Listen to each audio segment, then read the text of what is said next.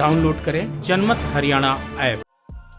ऐसा लगता है कि दिसंबर 2013 में शुरू हुआ कांग्रेस का बुरा दौर खत्म होने का नाम नहीं ले रहा है। कांग्रेस एक के बाद एक चुनाव में हार का सामना कर रही है। मध्य प्रदेश और पुडुचेरी में आपसी घमासान की वजह से उसकी सरकारें गिर चुकी हैं। लेकिन अब केंद्रीय स्तर पर भी कांग्रेस में खूब घमासान मचा हुआ है, जिससे कि लग रहा है कि कांग्रेस में बड़ा विभाजन होने जा रहा है। हाल ही में गुलाम नबी आजाद की अगुवाई में कांग्रेस के असंतुष्ट नेताओं की जम्मू में बैठक हुई, जिसमें हरियाणा के पूर्व सीएम भूपेंद्र सिंह हुड्डा, पूर्व केंद्रीय मंत्री आनंद शर्मा, कपिल सिब्बल, मनीष तिवारी, राज बब्बर सहित कई नेता शामिल हुए। बैठक में इन नेताओं ने माना कि देश की सबसे पुरानी पार्टी कांग्रेस लगातार कमजोर हो रही है। इसके अलावा वहां मौजूद सभी नेताओं का भगवा रंग की पगड़ी पहनना भी चर्चा का बड़ा केंद्र रहा है।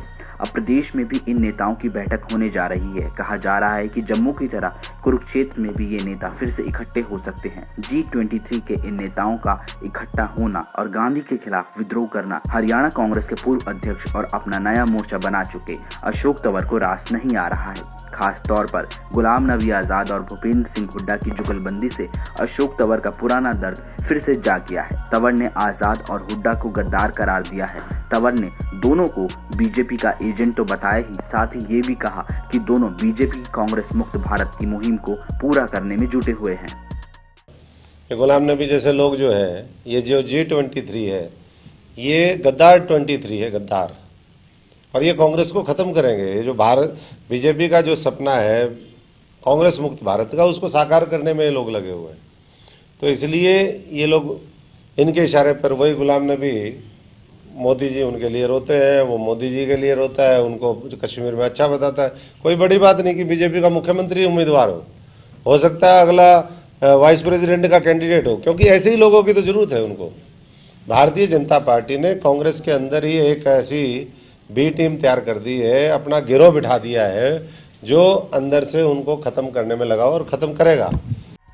वैसे भी अशोक तंवर को जब प्रदेश कांग्रेस के अध्यक्ष पद से हटाया गया था, तब गुलाम नबी आजाद प्रदेश प्रभारी हुआ करते थे। तंवर ये मानते रहे कि गुलाम नबी आजाद के प्रभारी बनने के बाद हुड्डा का सिक्का हरियाणा में एक बार फिर मजबूत हो गया था। गुलाम नबी को ही हथियार बनाकर तंवर को पार्टी छोड़ने के लिए विवश किया गया और शैलजा को प्रदेश अध्यक्ष बना दिया गया। तंवर के साथ विभिन्न मौकों पर जो उनके साथी साइकिल यात्रा करते रहे, संघर्ष करते रहे, टिकट बंटवारे से उन सब का नाम और पत्ता दोनों कट गया था। यह दर्द तंवर को आज भी सलाता है। वे 6 साल लगभग कांग्रेस के अध्यक्ष रहे, लेकिन कभी अध्यक्ष के तौर पर काम नहीं कर पाए।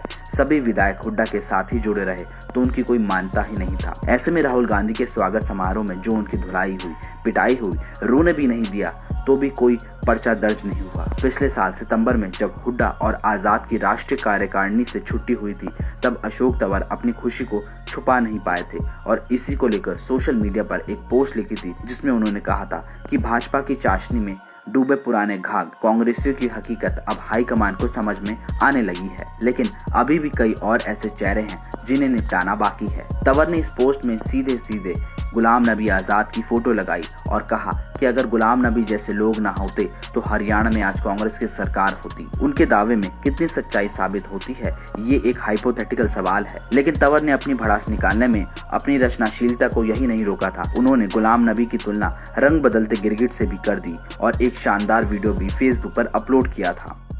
तो ये जो सरगना गिरोह है, इसके लोग यही है, और ये जो है कांग्रेस को ख़त्म करके मानेंगे। मैं तो इतना ही कहूँगा। और पगड़ी तो कहीं उनकी गुलाबी होती थी, अब वो वहाँ जा कर के कोई और रंग हो गया, परसों कोई रंग हो जाएगा।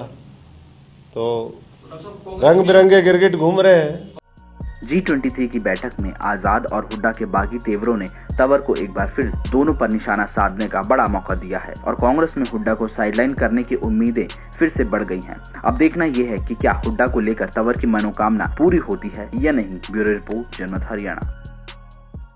राजनीति के आगे, राजनीति के पीछे, हर हलचल को जानने के लिए हमारे YouTube चैनल जनमत हरियाणा को लाइक करें, सब्सक्राइब करें और अपडेट रहने के लिए बेल आइकन दबाना ना भूलें। देखते रहें जनमत हरियाणा, सच के अलावा कुछ भी नहीं।